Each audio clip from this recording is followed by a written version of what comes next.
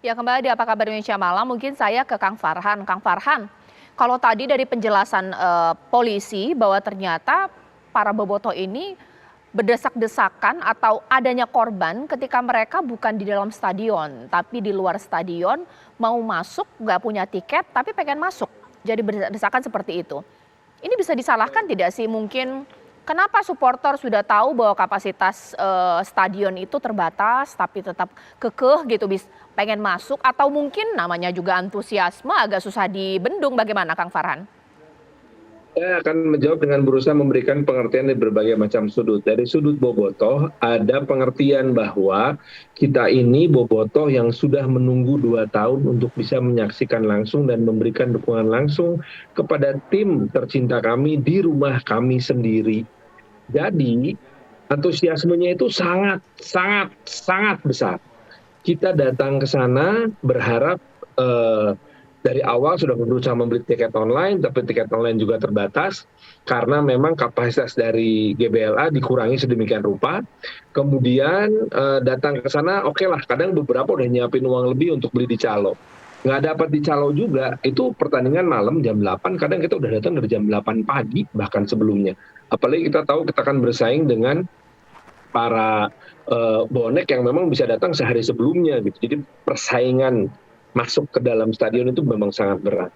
Kemudian pada saat bersamaan ada juga pemikiran bahwa ya sudah kita ngantri saja di depan gate, siapa tahu dibukain gitu loh. Pemikiran polos seperti itu tuh biasa terjadi di kalangan bobotoh dan penggemar sepak bola. Jadi hal seperti ini memang ada 1, 2 atau beberapa puluh orang yang datang terlambat karena desakan walaupun punya tiket tetap nggak bisa masuk. Itu pun menimbulkan rasa frustasi tentunya yang luar biasa. Itu dari sudut seorang bobotoh ya. Tetapi sebagai orang yang pernah juga jadi seorang panpel, tentu saja banyak sekali tekanan-tekanan yang harus dihadapi. Mulai tekanan masalah peraturan, masalah protokol keamanan, masalah biaya yang sangat besar, dan juga masalah kondisi infrastruktur stadion yang memang sangat jauh dari ideal. Nah, tentunya hal ini menjadi tekanan tersendiri untuk panitia pelaksana untuk bisa perform pekerjaan dengan sangat baik.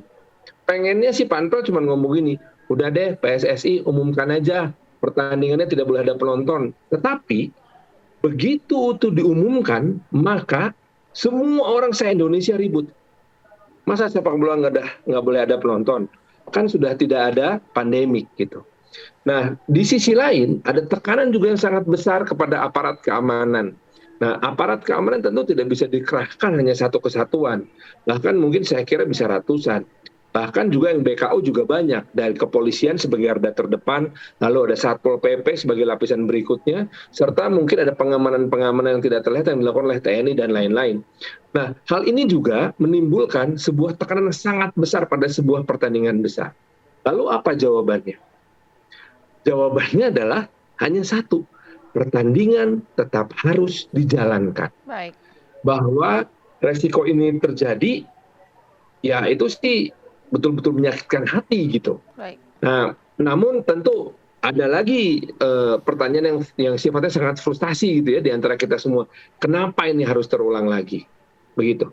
Baik, mungkin saya kembali ke Pak Tompo. Pak Tompo, kalau tadi Bapak mengatakan bahwa mereka ini berdesak-desakan peristiwa terinjak-injak ada di luar stadion. Kalau begitu panitia penyelenggara bisa dipersalahkan tidak? Tapi memang Kang Farhan bilang ya agak susah juga ya dibendung antusiasme para supporter ini, seperti apa? Iya, jadi ini memang kondisi yang perlu kita evaluasi beberapa hal ya. Pertama kita melihat bahwa kondisi naturalnya untuk konsep pertandingan, regulasi kepanitiaan dan juga pengamanan itu sudah ada kita susun dengan konsep yang cukup ideal. Artinya untuk mempersiapkan segala hal yang tanpa ada spekulasi situasi yang mungkin muncul. Seperti kondisi yang terjadi kemarin ini kan hal yang di luar kendali karena terjadinya overload dan juga di luar kondisi natural yang kita persiapkan. Nah, tetapi dengan adanya kondisi ini apapun itu kita tetap hadapi seperti yang disampaikan Pak Farhan tadi. Kita hadapi. Nah, di sini kita regulasi. Namun untuk kendali terhadap psikologi massa yang demikian banyak dan juga keinginan-keinginan yang cukup antusias, ini kan memang betul-betul bersifat spekulasi untuk mengaturnya. Nah ini juga yang memang menjadi problem akhirnya seperti terjadi masalah kemarin ini karena antusiasme dan keinginan yang betul-betul tidak terkendali dalam jumlah yang cukup besar. Ya, baik. Terima kasih Pak Ibrahim Tompo. Mungkin saya ke Bang Opan. Sekiranya apa yang bisa kita petik pelajaran dari hal ini, mengingat bahwa susah juga untuk menjadi panitia penyelenggara. Mengingat kalau namanya antusiasme baik para bobotoh atau mungkin supporter klub lainnya juga, kalau namanya grup favorit atau mungkin klub favorit dia itu datang-datang lah di depan-depan, tunggulah bagaimana kemudian jangan-jangan bisa masuk seperti itu. Tapi ini yang terjadi ini ternyata tidak sebanding dengan kapasitas stadion. Bagaimana Bung Opan? Iya, begini Tisa. Dalam 20 tahun belakangan, tadi saya sempat sampaikan di awal bahwa dalam 20 tahun belakangan, sekitar 40-46 supporter meninggal.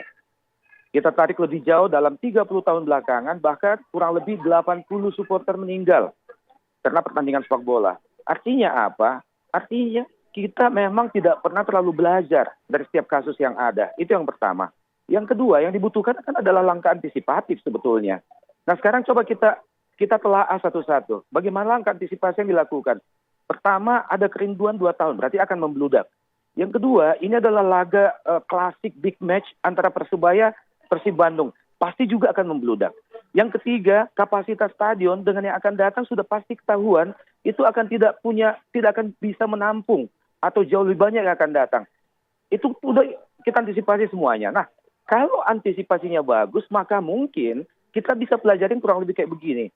Keunikan supporter sepak bola Indonesia ada satu. Yang pertama adalah mostly sekitar 90% supporter itu adalah anak-anak berusia SMP atau SMA.